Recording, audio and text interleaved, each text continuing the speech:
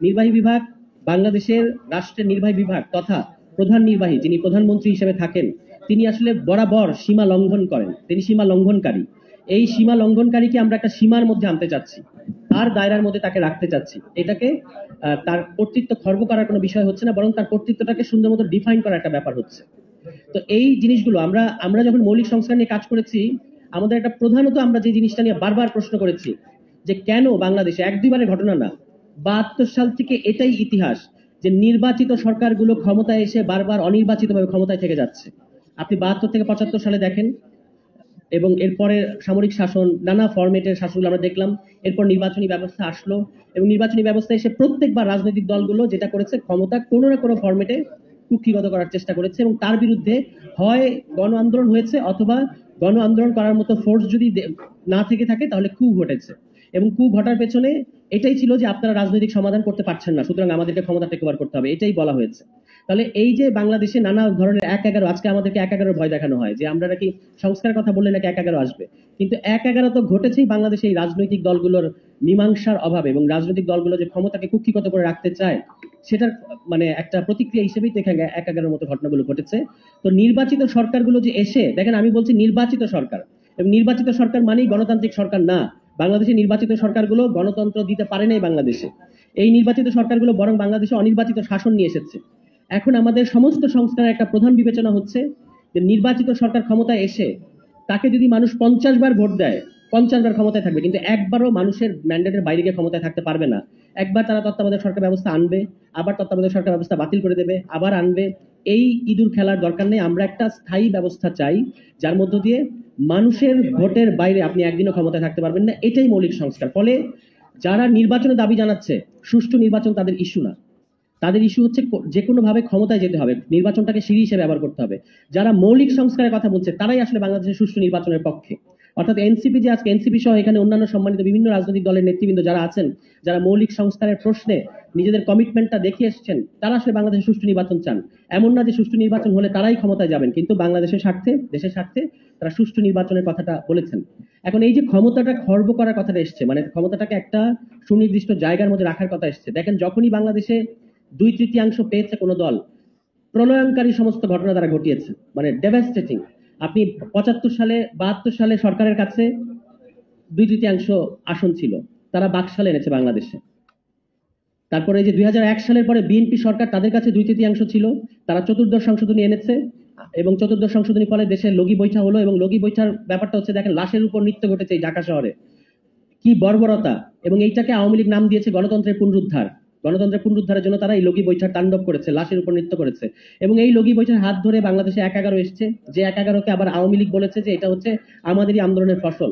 এবং সেই ১-১ সরকারের সাথে ওই যে ভারতের প্রণব মুখার্জি তার বইয়ে তো লিখেছেন ১-১ সরকারের সাথে আওয়ামী লীগের নেগোসিয়েশন করে কিভাবে তারা আওয়ামী লীগ ক্ষমতায় আসলো, এবং এই যে টানা ১৫ বছরের ফ্যাসিবাদ। তাহলে এই যে আবারও ২/৩ ছিল যে দলের হাতে চতুর্দশ সংশোধনী, তার ফলশ্রুতিতে আপনি দেখেন আমরা ১৫ বছর একটা ফ্যাসিবাদ করলাম, এবং যেটার সবচেয়ে বড় মানে ফ্যাসিবাদের মধ্যে আমরা থাকতে বাধ্য হলাম, এবং এটা সবচেয়ে বড় ভিকটিম আসলে ওই দল যারা চতুর্দশ সংশোধনী করেছে। আজকে বিএনপি ২০ বছর তারা লেজিটিমেট কায়দা জনগণ যে তাদের ভোট দিতে চায়, সেটাও বিএনপি বলছে তাদেরকে জনগণ ভোট দেবে, তো সেটার সুযোগও তো এই তাদের যে চতুর্দশ সংশোধনী হলো এটার কারণে তারা মানে সেটা থেকে বঞ্চিত হয়েছে। ফলে আমরা এই কারণে বিএনপির প্রতি আহ্বান জানাতে চাই যে আপনারা এমন কোনো ক্ষমতা কাঠামোর পক্ষ নিয়েন না যেটা মানে প্রধান ক্ষমতার যিনি প্রধান তাকে কি লেভেল করে তোলে। এই যে একচেটিয়া ক্ষমতা, এটা আসলে ক্ষমতায় যিনি প্রধান তাকে মানে একটা কি লেভেল করে তোলে, তাকে জোর করে টেনে নামানো ছাড়া, কিংবা এই যে শেখ হাসিনার পরিণতি হওয়া ছাড়া, এরশাদের পরিণতি হওয়া ছাড়া, শেখ মুজিবের পরিণতি হওয়া ছাড়া কিন্তু এই ক্ষমতা কাঠামোর অন্য কোনো কিছু আমাদেরকে দিতে পারে নাই। এই জন্য এটা ওই দলের জন্য ভালো না।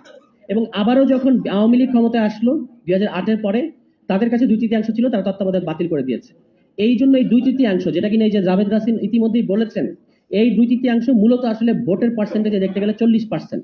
এখানে ইসলামী আন্দোলনের আমাদের সম্মানিত আকন্দ ভাই আছেন, তারা কিন্তু সংখ্যানুপাতিকের কথা যে বলছেন এটা কিন্তু এই সমস্ত বিবেচনা থেকেই বলছেন যে আপনি আসলে যে আসনের মারপ্যাচ যে ২/৩ পেয়ে যান, এটা আসলে ভোটের দিক থেকে দেখতে গেলে মেজরিটি মানুষ আপনাকে ভোট দিচ্ছে না।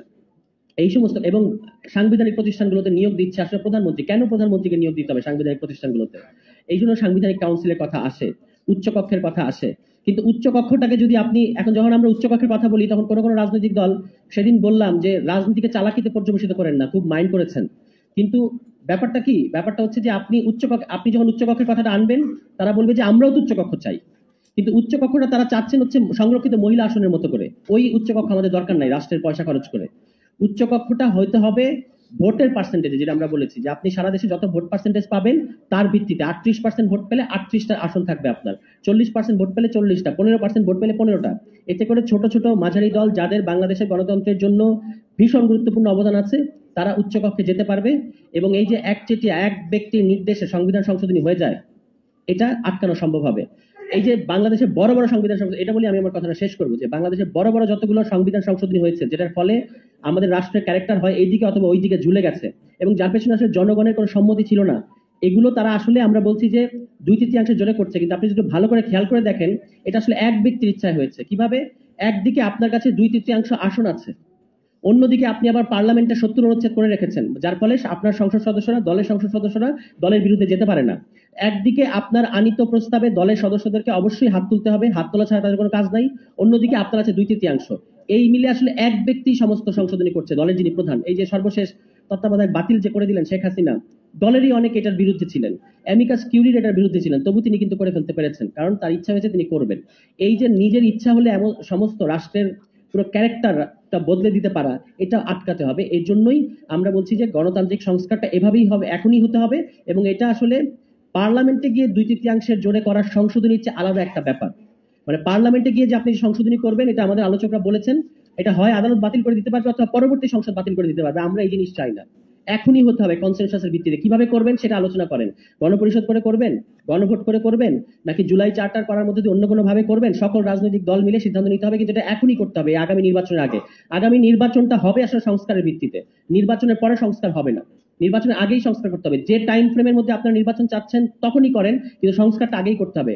সংস্কারই হচ্ছে আগামী নির্বাচনের বৈধতা। সংস্কার ছাড়া আগামী নির্বাচন হবে স্রেফ প্রধান উপদেষ্টা যে একটা সবচেয়ে ভালো নির্বাচন করতে চেয়েছেন, উনি সবচেয়ে ভালো নির্বাচন করতে পারবেন না সংস্কার ছাড়া।